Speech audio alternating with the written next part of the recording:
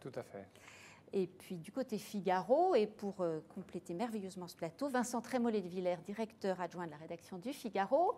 Merci Vincent d'être avec nous. Et Marc Landret, rédacteur en chef du service Économie France. Bonjour Marie-Amélie. Alors on va parler donc tout de suite du Brexit, des démissions de ministres en cascade comme on l'a vu aujourd'hui. La première ministre britannique vient de défendre pendant 3 heures son projet d'accord. Elle l'a défendu bec et ongle devant la Chambre des communes. Mais il y a une possible motion de censure à la clé. Alors, on n'y comprend plus grand-chose. Hier, effectivement, l'accord était présenté comme quasi scellé. Aujourd'hui, tout peut voler en éclats. Avant d'en parler, voici un extrait de l'intervention hier de Theresa May. When you strip away the detail, the choice before us is clear. This deal, which delivers on the vote of the referendum, which brings back control of our money, laws and borders, ends free movement, protects jobs, security and our union, or leave with no deal, or no Brexit at all. Theresa May qui doit, en cette folle journée, doit donner une conférence de presse incessamment. On en parle. Je voudrais juste qu'on voit la question du jour qu'on vous pose sur le Figaro.fr et qui vous fait beaucoup voter. Vous êtes plus de 20 000 à vous être exprimés et c'est assez partagé puisque vous êtes près de 55% à dire que oui, le Brexit aura bien lieu, mais donc tout ça est assez débattu. Alors, Georgi Kuzmanovic, une question toute simple. Vous seriez député britannique, vous voteriez l'accord? Je ne sais pas si je vais répondre à cette question, parce que je ne suis pas député britannique. Et vous allez essayer quand même de... Et que l'accord fait 600 pages, il en faisait 400, il en a pris 200 dans la nuit. Non, ce qui est important, c'est de se rendre compte de ce qu'il y a derrière le Brexit. Le Brexit, c'est le énième référendum contre l'Union européenne, sous une forme ou une autre, qui a été fait par les peuples d'Europe. C'est que quelque chose ne va pas, et ce qui ne va pas, ce sont les politiques néolibérales qui sont mises partout sur ordre de la Commission européenne. Or, le problème du Brexit, c'est que des citoyens britanniques se sont dit on va refaire société, parce que there is a society, ce n'est pas un no society comme le prenait Thatcher. Il y a une autre alternative, sauf que les pauvres malheureux, avec ce Brexit, ne sont pas sortis du problème principal pour eux, qui, je pense, pour ceux qui ont voté, c'est le néolibéralisme. Et la Grande-Bretagne reste impliquée dans tout un tas d'accords internationaux qui font que les politiques, en fait, ne pourront pas réellement changer au profit des Britanniques les plus pauvres.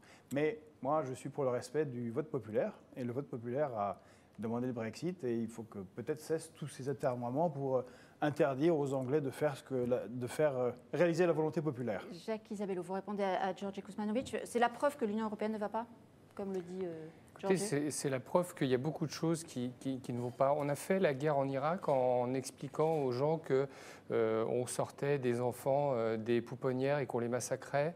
On a fait croire aux Américains tout un tas de choses, que Donald Trump était capable de faire un parcours de golf en une seule fois. Et vous savez quelle était l'information principale qui circulait les réseaux sociaux au moment du vote? C'est que dans les billets en euros qui circulaient en Angleterre, eh bien, il y avait du poison. Et donc les gens, entre autres nouvelles, se sont exprimés sur ces choses-là. Et moi, de mon point de vue, c'est une extrêmement mauvaise nouvelle de laisser sortir l'Angleterre pour toutes ces mauvaises raisons. Et on voit bien aujourd'hui dans quel imbroglio on s'est passé. C'est-à-dire que plus personne n'y comprend rien. On nous a placé des frontières en plein milieu de la mer. On nous a remis en question des aspects fondateurs de la paix européenne, c'est-à-dire la relation entre les deux Irlandes. Donc cette situation est totalement déraisonnable. Là où je suis d'accord avec vous, c'est sans doute la première manifestation de ce qu'on a appelé aujourd'hui, un peu maladroitement, les populismes. Mais très honnêtement, est-ce qu'on peut penser que cet empire millénaire pourrait sortir et faire route tout seul, comme on nous l'explique aujourd'hui? Au-delà de ce qu'a pu présenter un jour Marc Roche chez vous, je sais qu'il a été lu attentivement ici, peut-être que certains vont en profiter, mais à la lecture de ce qu'on nous avance aujourd'hui, moi je suis fondamentalement sur la position de Sadiq Khan et je pense qu'il faut pousser, même si ça ferait des malheureux, pour qu'on ait un deuxième vote avec des arguments qui soient un petit peu plus réalistes, sérieux et raisonnés. Je ne sais pas si ce sera possible en tout cas. Deux analyses opposées. Vincent, finalement, cette difficulté qu'on voit vraiment heure par heure, c'est bien la preuve que cette coalition des Antilles, elle n'aboutit pas sur grand-chose? Non, mais c'est le principe quand même d'un référendum. C'est-à-dire que ça agrège beaucoup de choses. Mon voisin disait tout à l'heure que c'était un vote contre le néolibéralisme. Je ne crois pas du tout que l'Angleterre qui sortirait du Royaume-Uni se mettrait à pratiquer une politique marxiste ou une politique, elle ferait une politique encore plus libérale, je pense, que celle qu'elle pratique. Et donc il y a d'autres interprétations, je vais en apporter une troisième, comme ça va apporter au débat, et qui a été faite notamment par David Goodhart, qui est un intellectuel britannique, ancien conseiller de Tony Blair, et qui lui a donné une dimension culturelle à ce vote, en disant c'est un vote protéiforme, c'est peut-être un vote confus, mais c'est un vote qui exprime la volonté d'une Angleterre de se perpétuer telle qu'elle était auparavant. Et en fait, ça traverse toute l'Europe. Vous citiez Sadiq Khan, c'est très intéressant parce que c'est très symptomatique. Ouais, Sadiq Khan, c'est le maire d'une grande métropole. Et c'est cette tentation de la sécession des métropoles vis-à-vis des périphéries, ou l'inverse d'ailleurs, on prend dans le sens et ce qui exprime politiquement ce référendum, c'est ça. Ensuite, moi, il me semble, au risque de vous décevoir, que le divorce, il est déjà psychologiquement consommé.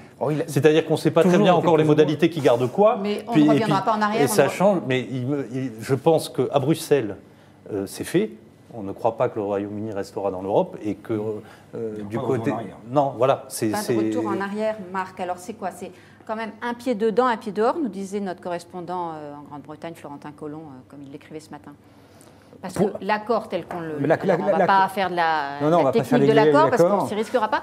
Mais quand même... Surtout, c'est un accord provisoire, c'est-à-dire qui ne porte que sur les conditions de la période de transition pour que la Grande-Bretagne sorte définitivement et totalement de l'Union européenne. Donc, en vérité, c'est un accord. C'est des conditions qui ne changent pas grand-chose aux règles actuelles, notamment sur tout ce qui est circulation des biens, puisque, grosso modo, on aura demain la même chose qu'aujourd'hui. Ça va restreindre un peu la circulation des personnes et des services. Mais sinon, pour les biens, la grande majorité des choses qui circulent en Europe, ça ne changera absolument rien. En revanche, ça pose les conditions de la grosse négo, de la grosse bataille qui va venir après.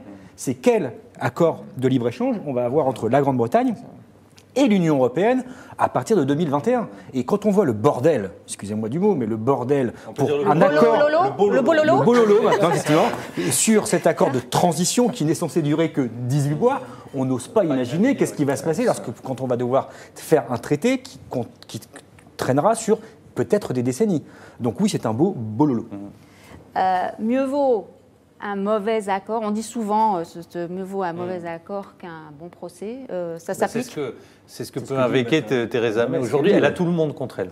D'ailleurs, elle montre quand même, c'est comme une personnalité politique d'une rare ténacité. Il y a quelque chose d'assez impressionnant dans la façon, enfin la fermeté, et puis la sérénité même qu'elle montre dans François Hollande. Des moments. Non, parce qu'elle a quelque chose. Bon. Elle est étonnante parce qu'on l'a quand même, on l'a cru morte à plusieurs reprises. Ça fait plusieurs fois que nous avons été tentés de faire en manchette le crépuscule de Theresa May. Bon, et là, elle a quand même tout le monde contre elle. Des deux côtés. Elle a Tony Blair d'un côté, les hard Brexiteurs de l'autre, mais ce qu'elle peut invoquer, elle peut dire j'ai un accord, vous n'avez rien, et donc il y a quand même elle dit le meilleur accord qu'il était possible de négocier. Voilà. Le meilleur accord qu'il était possible de négocier. Mais encore une fois, la Grande-Bretagne ne va s'envoler nulle part. Elle reste dans l'OTAN, encore une organisation de laquelle il faudrait sortir. Elle est dans l'OMC, elle est encore une fois dans tout un tas d'accords internationaux. Et elle fera après des accords bilatéraux comme ça existait avant. Il y a un côté un peu, ça va être la panique. Et on a annoncé au moment du Brexit qu'il y avait une panique financière. Il n'y a rien eu du tout. On exagère c'est un peu exagéré. Et si effectivement il y a une séparation, là, on fera comme on faisait avant. Ça marchait bien le monde. Ils feront des accords bilatéraux avec la France, avec l'Allemagne. Encore une fois, le cœur du fonctionnement de la Grande-Bretagne par rapport aux autres pays européens n'a pas changé, contrairement justement à ce que croyait une partie. Je n'ai pas dit que c'était la seule explication, mais vous l'avez dit vous-même, c'est la périphérie a voté non et les métropoles ont voté oui. Donc il faudrait donner un autre rêve à l'Europe que celui qui n'est apprécié que dans les centres-villes des grandes villes européennes. Il y a quand même le coup d'après. C'est-à-dire qu'en Angleterre, comme dans tout un tas de pays européens, si jamais on commence à engager une espèce de sécessionnisme à la mode anglaise, on va avoir des affirmations irrédentistes, et notamment avec l'Écosse. C'est-à-dire que le Royaume-Uni, demain, va se mettre à négocier avec l'Écosse et pourrait se voir amputé d'une partie de son territoire. Mécaniquement, les Italiens, qui ont quand même l'irrédentisme chevillé au corps, ont commencé à se dire, tiens, puisque l'on fait, pourquoi ne pas y penser? Évidemment, les Catalans, qui lèveront la tête en premier, ne sont peut-être pas aussi grands que certains, mais on peut sauter plus haut que les autres. Mais c'est vrai que d'une certaine manière, en tout cas, la manière violente et cette opposition permanente qui pourrait caractériser le Brexit serait une très très mauvaise nouvelle pour cette Europe qui n'a absolument pas besoin de revendiquer un sécessionnisme régional. Déjà qu'on essaye de se dire la nation c'est pas mal, la République c'est bien, si on commence à ouvrir ces fenêtres-là, je pense que c'est extrêmement dangereux. Faisons changer la Commission européenne et ses politiques, parce que sinon ils vont finir comme l'URSS, assis dans le Soviet suprême à faire la même politique. Vincent Trémollet. La fin de cet énième épisode du Brexit, aura des conséquences au Royaume-Uni, mais tous les pays européens vont regarder ça avec beaucoup d'intérêt, parce que si jamais cet accord transitoire devient l'accord, il va faire jurisprudence. Il donnera une possibilité à d'autres pays européens de sortir tout en maintenant des liens et peut-être déjà à Bruxelles, on imagine une Europe un peu différente de celle des 27, avec peut-être des cercles. Enfin, là, on voit que quelque chose se prépare qui va un peu métamorphoser le visage de cet l'Europe. ensemble politique. Alors, quelques réactions sur ce sujet. Denez nous dit « La vraie question est de savoir si le Brexit amènera une remise en cause du fédéralisme à marche forcée qu'on nous impose. » Guillaume est hostile à l'armée européenne. Si le fédéralisme était la règle européenne, ça se saurait. Guillaume nous dit pour ou contre le Brexit, tous les Anglais que je fréquente sont affligés de ce qui se passe là-bas. Ouais, c'est vrai. Il y a beaucoup de gens qui changent de nationalité. Moi, j'ai rencontré des professeurs qui ont pris la nationalité française en disant ce qui va se passer là-bas ne me convient pas. Et elle me disait, moi, j'ai été à l'ambassade avec des dizaines de mes compatriotes qui ont changé de nationalité. C'est quand même dingue.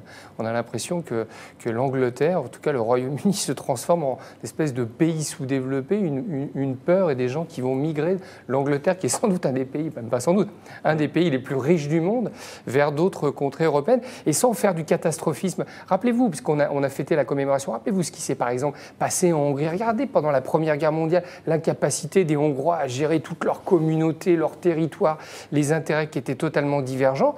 Ce Brexit, c'est ce signal-là qui risque de donner à tout le monde. On a vu que c'était quand même assez crispé entre les uns et les autres, en plus avec notre champion du tweet qui nous balance des insultes à la vitesse de Roger Federer qui sert au Master 1000 pour faire plaisir à Marc à 21h. Quel talent pour permettre à Marc de nous parler un peu de Roger Federer. Ce qui change de nationalité, c'est une ultra-minorité, ultra-mondialisée pour qui la nation n'a plus aucune importance. Non, mais c'est pas de toute façon, le professeur à Paris, c'est-à-dire haut niveau. Enfin, c'est pas le professeur de lycée ni les classes populaires. Oui, mais il y a eu une réelle, la fracture entre Londres et le reste du pays est quand même très frappante. Nous, on avait publié, je me souviens, au moment du vote du Brexit, un texte de Gaspard Koenig, qui est donc un intellectuel français vivant à Londres, et qui est un homme de tempérament, et qui donc avait fait un papier disant qu'il demandait la sécession et l'indépendance de Londres. Bon, il avait poussé les choses jusqu'à l'extrême, mais ça révèle quand même un phénomène sur lequel on travaille beaucoup et on en parle souvent ici, mais qui est le plus important, à mon avis, en Occident, qui est l'impossibilité de réconcilier ces deux, le peuple et les élites, pour caricaturer. Et c'est une mauvaise nouvelle si on ne trouve pas de forme politique qui empêche cet affrontement qui se dessine un peu partout. Et on a tendance à l'oublier, mais le Brexit, il est passé pas très très très largement à l'époque. 52. Voilà, donc ça veut dire que le pays était coupé en deux, il reste coupé en deux. Il reste coupé en deux, donc il n'y a pas de raison qu'un accord, que ce soit les meilleurs que Theresa May ait pu négocier ou qu'il soit le pire possible, réconcilie ces deux partis qui sont opposés depuis maintenant 3 ans. Et la manifestation à Londres, il y a quelques semaines, était impressionnante. Elle a réuni énormément de monde quand même. Et donc je rappelle que vous pouvez voter, vous exprimer sur notre question du Figaro.fr et que continuez donc à voter sur cette question. C'est pensez-vous que le Brexit aura vraiment lieu? Près de 55% de oui. C'est les conditions qui défendent, mais le Brexit, il va avoir lieu, quoi qu'il arrive. Marc, compte tenu des épisodes précédents, je ne sais pas si on peut totalement s'avancer. On va parler maintenant d'Emmanuel Macron. Alors, est-ce une simple autocritique du président de la République ou carrément un aveu? Dans son interview hier sur TF1, le président de la République a fait un peu d'introspection. Regardez bien. Il parle de la colère des Gilets jaunes, mais il en tire une conclusion beaucoup plus générale. Regardez. Il y a de l'impatience, mais il y a de la colère. Et cette colère, je la partage. Parce qu'il y a une chose que je n'ai pas vraiment réussi à faire. C'est que je n'ai pas réussi à réconcilier le peuple français avec ses dirigeants. Et ce divorce, on le voit dans toutes les démocraties occidentales. il m'inquiète et je considère qu'il est au cœur de la mission qui est aujourd'hui la mienne. Avant de lancer le débat, on va également écouter Bruno Retailleau, président du groupe LR au Sénat. Il dit en substance à Emmanuel Macron, ce divorce, vous l'avez bien cherché. J'observe qu'Emmanuel Macron, plus qu'un autre, a tenté de désintermédier la politique, de casser les oppositions républicaines pour n'avoir en face de lui que des oppositions radicales. Il a tenté de se passer des corps intermédiaires, que ce soit les élus, les syndicats et autres. Et il se retrouve désormais en face d'une colère qu'il ne maîtrise plus. Vincent Trémollet-Villard, il a raison de faire cette autocritique, Emmanuel Macron, et de vouloir... Parce que les mots sont intéressants. Il dit réconcilier les Français avec leurs dirigeants. Oui. Il ne dit pas avec les politiques, il dit avec leurs dirigeants. Alors, on peut peut-être pas ergoter sur les mots, mais quand même. C'est un constat, oui, qu'elle mérite, qui à mon avis est juste. Ce que je ne crois pas, c'est que les Français espéraient se réconcilier avec les dirigeants, avec Emmanuel Macron. C'est-à-dire qu'il y a eu un récit rétrospectif fait par Emmanuel Macron, considérant que sa campagne était une épopée avec un souffle immense et que le peuple de France était derrière lui pour tout changer. Or, il a gagné, on ne va pas refaire la campagne, mais dans une campagne abracadabrantesque avec énormément d'événements qui n'avaient rien à voir avec ce récit-là. Donc il a fait un petit score au premier tour, il a fait un grand score au second tour parce qu'il était face à une candidate qui n'avait aucune chance de gagner. Et donc, le lien n'était pas étroit. Ce n'est pas un lien qui s'est distendu. Il n'y a jamais eu un lien très étroit entre le chef de l'État et les Français. Ensuite, il fait un constat qui est juste et qui est le constat dont on parlait, qui est celui de la séparation dans la même communauté d'expérience, dans le même pays, entre des populations qui, on le voit aussi avec les sondages sur les gilets jaunes, vous avez 78% d'employés et d'ouvriers qui sont pour et 45% des cadres qui sont pour. La majorité des cadres sont contre ce mouvement. Et donc... Emmanuel Macron n'est pas parvenu à faire que ces fractures ne soient pas réduites. Il a échoué, mais personne, je ne pense pas de lui-même, pensait le faire en 18 mois. C'est quand même très long. Ce terme réconcilier, il vous interpelle, Jacques Isabello ? J'ai trouvé qu'il y avait une espèce de grande résignation. Et Vincent dit qu'il n'y a pas de lien étroit, donc il n'y a rien à réconcilier, parce que finalement, le lien, il n'a jamais été... Moi, ce qui m'a surpris hier, c'est cette espèce de grande résignation. Et vous vous souvenez autour de cette table qu'il y a une grande journaliste qui a fait un bouquin sur Macron et qui a dit, de toute façon, s'il n'arrive pas à faire ça, il se barrera, il ira faire autre chose. C'est Anne Fulda dans son bouquin, et qui était le premier grand portrait d'Emmanuel Macron. Et ici, on sait que quand on grandit en politique, et notamment vous connaissez bien la droite, comme l'a dit un autre journaliste du Figaro sur un plateau de télévision hier soir, et vous savez qu'il faut en vouloir, c'est un métier de dingue, il faut prendre des pains dans la figure, il faut bouffer des couleuvres, donc il faut vraiment vouloir le faire, ce métier, qui est un métier de taré. Et Emmanuel Macron, qui a tout réussi, eh bien, depuis quelques semaines, on a l'impression qu'il est totalement ralenti, c'est-à-dire qu'il rate tout depuis 4 mois et qu'il n'a quasiment plus envie. Il nous a même dit « Oh là, je commence à être un peu là ». Il commence à être un peu fatigué. Et là, hier, quand il a dit « je n'ai pas réussi », il n'a pas dit « je n'ai pas encore », comme tout le monde l'a commenté, eh bien, son inconscient freudien a dit à 6,5 millions de personnes « bon, bah écoutez, advienne que pourra ». Et ça, en tant que chef des armées, puisqu'hier, derrière lui, vous aviez un appareil qui consomme énormément de gasoil, eh bien, ce n'est pas la posture d'un grand chef. Hein. Et ça, j'ai trouvé ça assez inquiétant. Et pourquoi ? Parce que dans cette république médiatique et d'une communication exacerbée, eh bien, si le chef n'a pas d'autorité, eh bien, il démonétise totalement sa capacité à réformer. Et eh bien, si sa capacité à réformer, parce que l'autorité n'est plus là, est amoindrie, l'autorité, on n'en est pas là encore. Quand même, là, c'est pas démonétisé, selon vous, Marc ? Est-ce qu'ils sont sages ? Les conclusions que tire Jacques Isabello sont... Je trouve que la conclusion finale de dire que le président n'a plus d'autorité parce qu'il est là, je pense que... C'est une forme de courage, au contraire, de dire... Le courage, il l'a montré quand il a fait son itinérance mémorielle. D'ailleurs, en apprenant à la France entière la conjugaison de 2 mots, itinérance et mémorielle, personne ne les avait osé les conjuguer, lui il l'a fait, maintenant tout le monde sait ce que c'est. Voilà, et il a pu démontrer une forme de courage en allant à la baston, parce que franchement, à chaque fois qu'il allait, c'était pas une séquence mémorielle, à chaque fois c'était une séance de polémique et de compromis où il se prenait, pour reprendre votre expression Jackie, des pains à chaque fois qu'il parlait à quelqu'un. Donc c'est pas une question de courage. Je pense que c'est une question effectivement qu'il ne marche plus sur l'eau. Il pensait qu'il allait marcher pendant 5 ans sur l'eau. Là, depuis 4 mois, il a les pieds. Il l'a souvent dit quand même. sans vouloir... c'est qu'il savait très bien que la période d'état de grâce, ça ne durait qu'un temps. Oui, mais c'est comme quand il dit hier, je vous ai compris, je vous entends, je partage la colère. Au final, qu'est-ce qu'il faut retenir de cette interview? C'est est-ce que le gouvernement a fait erreur de stratégie? Non. Est-ce que je vais changer le cap? Non. Je veux dire, on ergote sur des mots, etc. C'est de l'enrobage, c'est du baratin, c'est de l'enrobage. Il est venu pour dire, je vous ai compris, je vous ai entendu, mais je vous emmerde. Voilà ce qu'a dit Emmanuel Macron hier à 6,5 millions de Français. Parce que je ne changerai pas de politique, malgré les gilets jaunes, ou malgré le fait que peut-être qu'on n'a pas assez parlé, pas assez expliqué. Je continue, droit dans mes bottes. Ce semi-aveu d'impuissance, je ne sais pas comment le qualifier, finalement, vous devez... vous en félicitez d'une certaine façon, Giorgi. Ça vous arrange? Je suis un peu d'accord. Parler de réconciliation avec un Rafale Marine derrière soi. Ça c'est l'ancien militaire que vous êtes qui s'interpelle. C'est étonnant comme symbole. Comme il ne peut pas s'empêcher. Alors il est sur le Charles de Gaulle, donc il ne peut pas s'empêcher de mettre le drapeau européen partout en fond. C'est assez étonnant, alors que c'est un drapeau de la Marine nationale. Et lui, il va absolument braver la souveraineté nationale. Sur ce bateau-là. Par contre, oui, en plus. Je vais vous...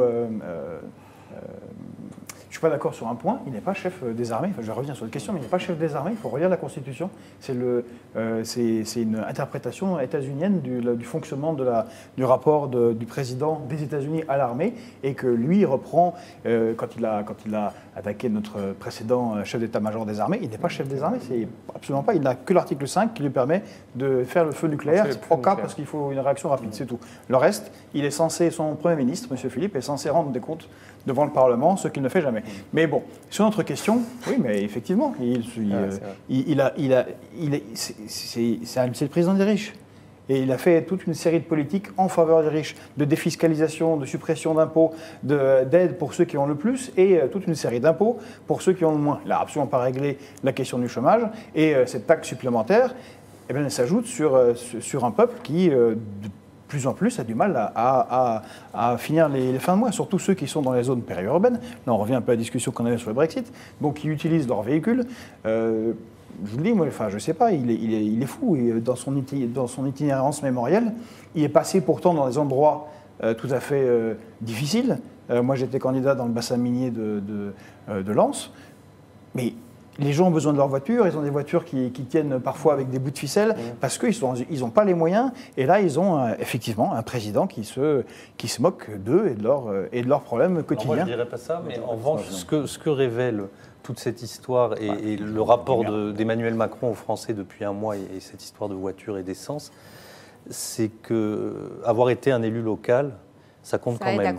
Parce que je pense qu'un ancien maire, un ancien conseiller régional sait ce que c'est que ces problèmes-là. On a discuté très souvent avec ses administrés et donc ne se retrouve pas dans une situation où on doit établir une connaissance de choses qui apparaissent. Vous allez interroger Jean-Pierre Raffarin ou un élu de gauche ou de droite qui a fait une carrière politique normale. Il dit mais c'est à ça qu'on est confronté tous les jours. Et là, on voit que ça manque. Alors, il va peut-être apprendre, l'itinérance mémorielle était un peu un exercice de mais on voit très bien qu'il n'y a pas cette habitude-là. Des choses qui apparaissent comme évidentes ne le sont pas pour lui. Parce qu'il est dogmatique, c'est-à-dire que Emmanuel Macron, effectivement, ne s'imprègne pas des réalités du terrain pour bâtir sa politique. Il a des grands principes qu'il cherche à aligner, qu'il cherche à démontrer, qu'il cherche à appliquer à la France. Je veux dire, sa transition écologique, sur le papier, tout le monde signe.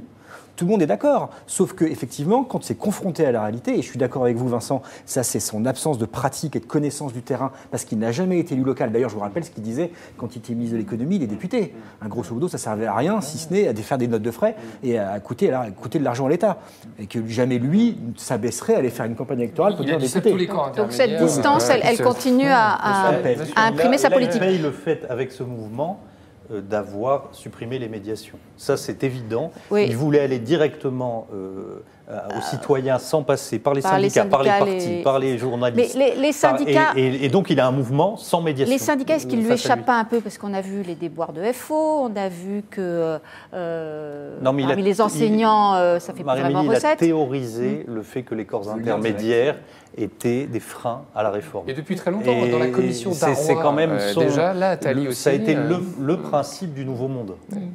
Et donc le lien direct, sans intermédiaire, voilà. Et en plus en n'écoutant personne. Parce que comme il a reconstitué une forme de république monarchique, en vérité c'est le roi, le monarque, assis sur son trône et qui est entouré d'une cour qui ne lui dit pas les choses telles qu'elles sont ressenties au sein de la population, parce qu'eux-mêmes sont en grande partie déconnectés de la réalité. Et au final, vous avez donc un monarque qui décide seul, de manière dogmatique, sans lien et prise avec le terrain, et sans que personne ne lui dise « là je suis désolé, mais tu te plantes ». Non, Georgie, nos internautes ont la priorité, pardon. C'est participatif. Quand on est militaire, pour commander, on se on vous demandait, trouvez-vous utile l'autocritique d'Emmanuel Macron quand il déclare ne pas avoir réussi à réconcilier le peuple français avec ses dirigeants? Vous êtes 65% à nous dire que non, cette autocritique ne vous paraît pas utile. Nicole nous dit c'est seulement de la com pour essayer de minimiser l'opération du 17-11. L'opération du 17-11, c'est samedi, les Gilets jaunes. Dominique, cette autocritique est bien timide et trop tardive. La confiance est rompue. Double nous dit il va réussir à nous offrir un second tour aux prochaines présidentielles entre les deux extrêmes. Et Élan, il fait son autocritique, mais ne changera rien. Alors, je voudrais quand même, on disait... c'est un bon résumé. C'est un bon résumé. C'est un bon résumé. Il fait son autocritique, mais ne changera rien. Après, qu'est-ce qu'il pouvait faire d'autre? Il fallait faire quelque chose, parce qu'on ne peut pas rien faire à 3 jours d'un mouvement social comme celui-là. Mais bon, voilà, le Premier ministre qui va le matin faire des propositions. Alors justement, on va en parler de Marc Édouard Philippe. Extrêmement bien expliqué. Et ensuite, le soir, on dit des choses, parce qu'il faut dire des choses, mais ils essayent de passer le 17 novembre le mieux possible. Et puis, après, d'attendre et de voir ce qui est, faire le gros dos un peu. On va voir ce que dit quand même Édouard Philippe, c'était hier effectivement sur RTL. C'est la fin de l'interview, elle est intéressante parce que là, après nous avoir expliqué toutes les mesures et avoir le côté un peu techno que peut avoir le Premier ministre, il s'est un peu énervé et c'est là qu'il est sans doute le meilleur. On le regarde. Ce pays crève de ne pas avoir été réformé. Ce pays crève de politique en godille, tranquille. Vous avez des majorités, des formations politiques qui vous disent pendant la campagne présidentielle il faut une taxe carbone. Puis quand ça devient difficile, qu'est-ce qu'ils font? Ils disent oh non, c'est surtout pas ça qu'il faut faire. Vous pensez que les Français qui les écoutent et qui les voient à 18 mois faire exactement le contraire de ce qu'ils ont dit, les prennent pour des gens crédibles? Non. Alors, Marc, élu maire du Havre, là, c'est... C'est ça, 95. Ça me fait rire. Oui, moi, je l'aime beaucoup. Édouard Philippe, c'était mon maire, parce que moi, je suis du Havre. Effectivement, c'est un élu local qui est très proche de sa population. Et c'est pour ça, Vincent, que je trouvais ça un peu bizarre ce que vous disiez tout à l'heure, parce que lui est un élu de terrain. Je veux dire, il a été maire du Havre pendant 9 ans. Oui, mais il est entouré de gens qui sont des élus de terrain.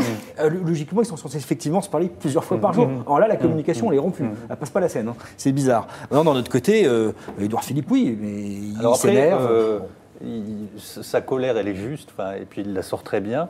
Mais là, il y a quelque chose quand même, moi, qui m'apparaît très compliqué pour l'exécutif, c'est qu'ils sont en train de s'engager complètement comme s'ils étaient sur la réforme la plus extraordinaire et la plus ambitieuse pour la société française, qui est quand même le prix de l'essence. Parce que, alors, ils mettent derrière la transition écologique, mais ils disent on ne lâchera pas, on en sera là comme si c'était la réforme des retraites, la réforme de la fonction publique. Et c'est quoi? C'est sur le prix de l'essence. Et donc là, il y a quand même pour les 3/4 de la hausse, voilà, il y a un déploiement d'énergie qui est peut-être disproportionné par rapport à l'enjeu.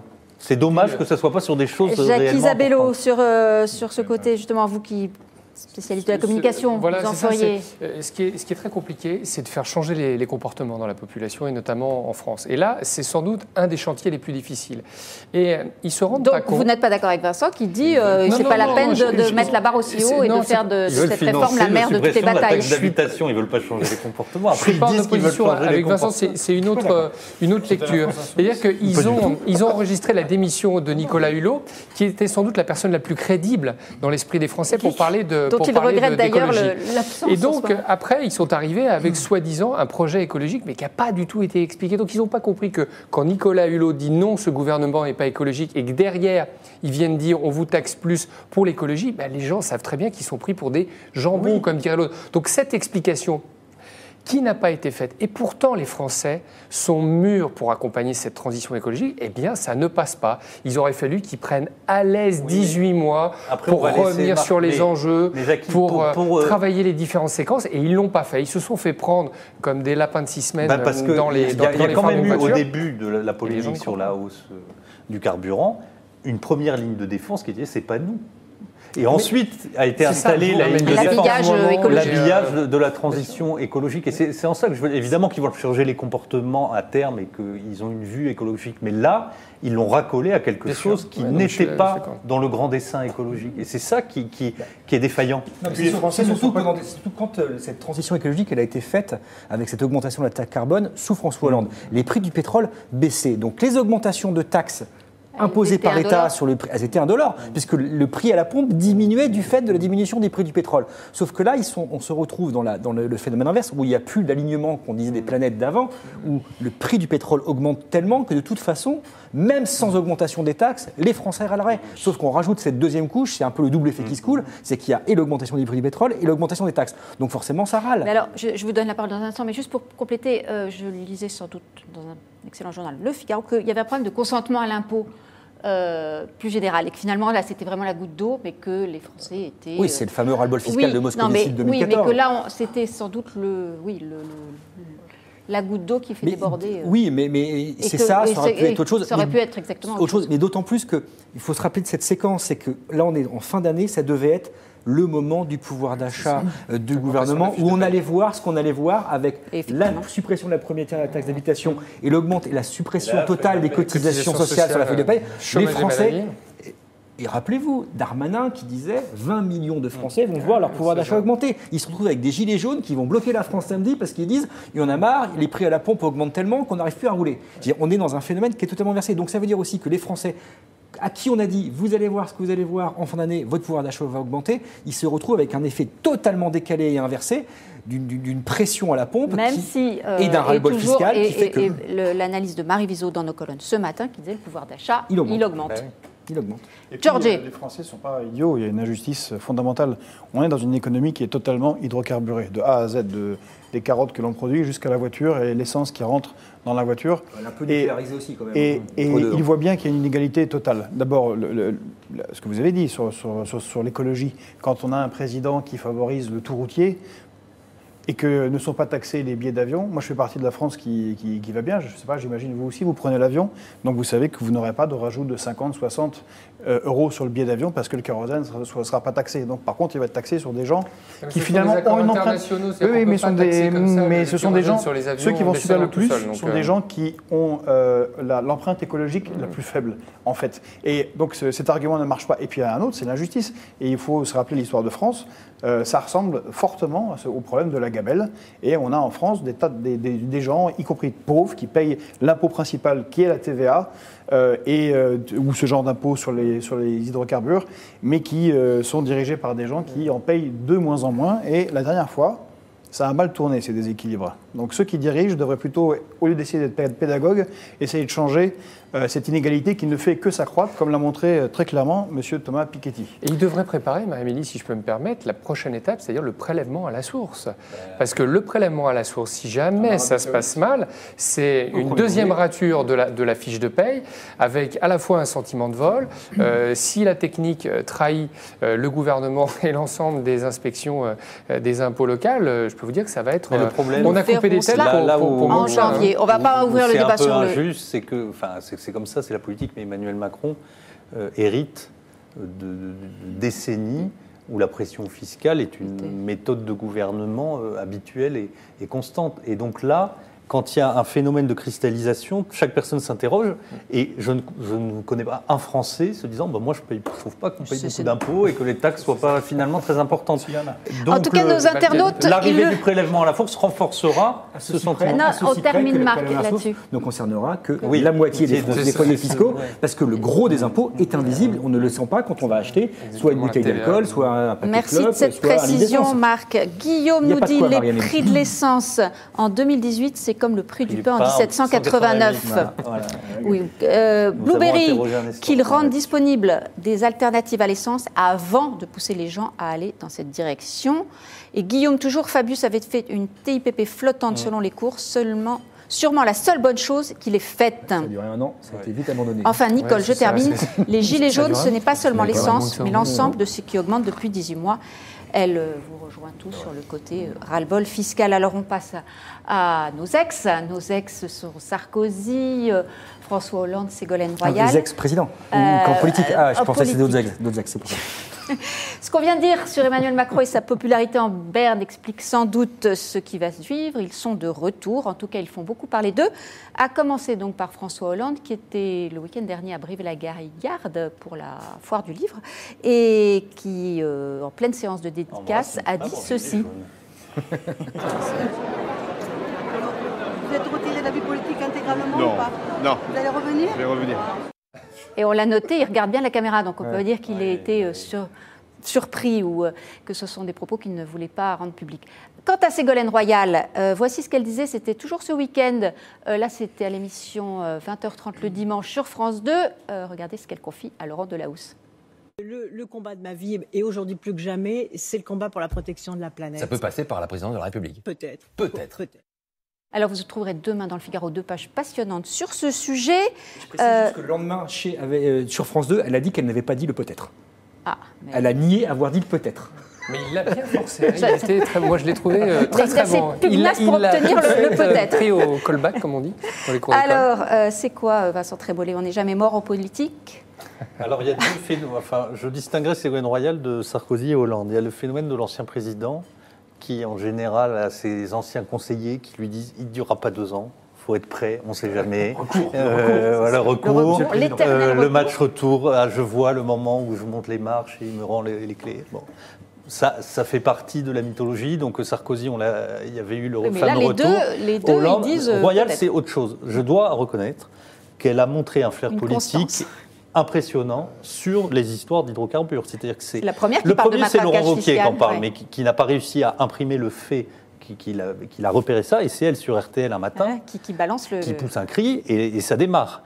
Et donc elle a conservé vraiment un sens politique et un instinct impressionnant, et elle voit très bien qu'il existe un espace. En fait, ce qu'ils se disent tous, c'est quoi? C'est si tout le monde retourne à la maison et que le nouveau monde, c'était un songe, il faudra bien qu'il y ait une droite, il faudra bien qu'il y ait une gauche. Il n'y a pas de leader à droite, il n'y a pas de leader à gauche. Donc elle aimerait être une espèce de force de centre-gauche. Avec, comme on le rappelait ce matin, quand même, alors Martine Aubry qui dit qu'il la soutient, Anne Hidalgo également.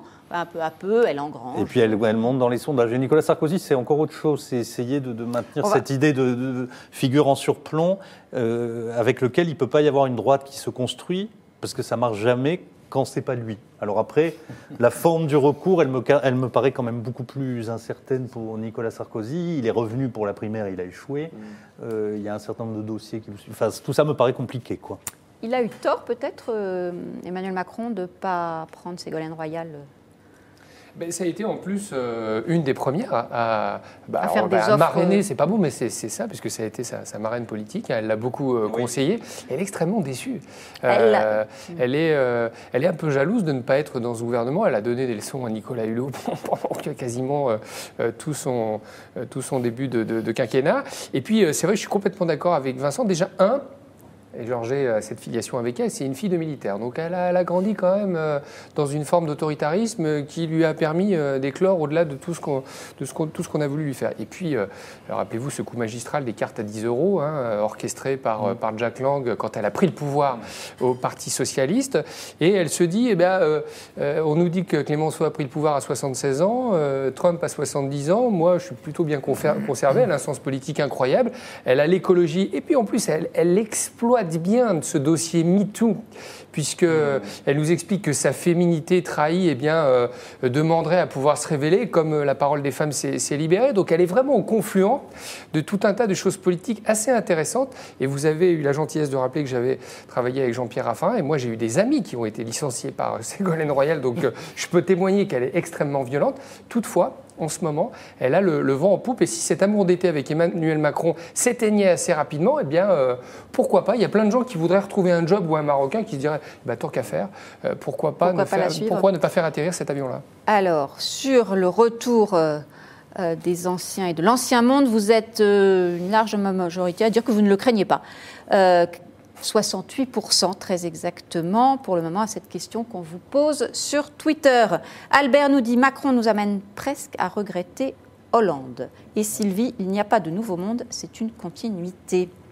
Georgie, sur cette question du retour des recours, quel Quelle analyse Vous êtes d'accord plutôt avec le côté...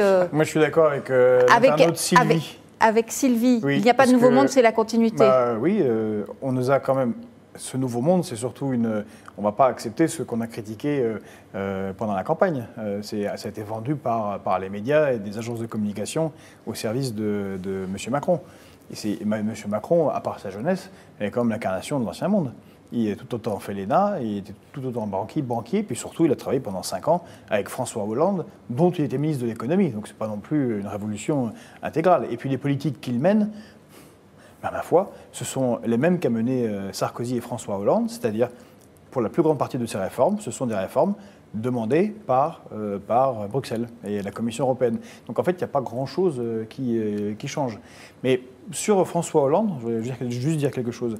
Je suis très étonné qu'il ait l'outrecuidance de vouloir revenir être le président des Français, puisque lui-même, dans son livre qu'il signe là à l'écran, a quand même avoué, dans les leçons du pouvoir, comme il dit, que la vente d'Alstom, c'est-à-dire cette entreprise centrale pour l'économie française, et en particulier les chaudières les chaudières nucléaires de nos sous-marins nucléaires lanceurs d'engins, il les a vendus, il a laissé son conseiller, c'est-à-dire Macron, les vendre. Il ne s'en est même pas occupé, de son propre aveu. Comment est-ce que quelqu'un qui laisse faire ça peut vouloir à nouveau être président? C'est improbable. Il y a un autre ressort, figurez-vous, en politique qui est décisif et qui explique beaucoup de choses, c'est l'humiliation. Et donc, une personne qui a été humiliée, elle veut se venger. Et je pense qu'Emmanuel Macron a fait quand même une erreur avec un certain nombre de personnes, Manuel Valls, Ségolène Royal, Jean-Louis Borloo, qui auraient pu être des alliés et qu'il n'a pas considéré quand il ne les a pas humiliés. Et alors certains sont partis à Barcelone pour Manuel Valls, mais d'autres, je pense, ruminent un peu leur vengeance. Et c'est vraiment un ressort politique qu'il faut ne jamais négliger, et il a été négligé là. D'accord, pas d'accord, Marc? Oui, totalement, mais Vincent a toujours raison, c'est un principe tautologique, ça. Moi, je dirais juste une remarque sur ce thème.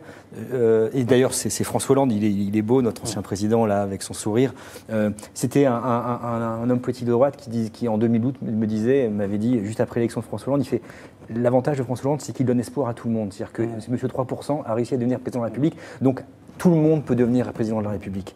Il y avait eu le livre de Jean-Vincent Placé qui s'appelait « Pourquoi pas moi ?» Pourquoi pas moi? Donc si tout le monde peut devenir président de la République, je veux dire, tout le monde peut revenir.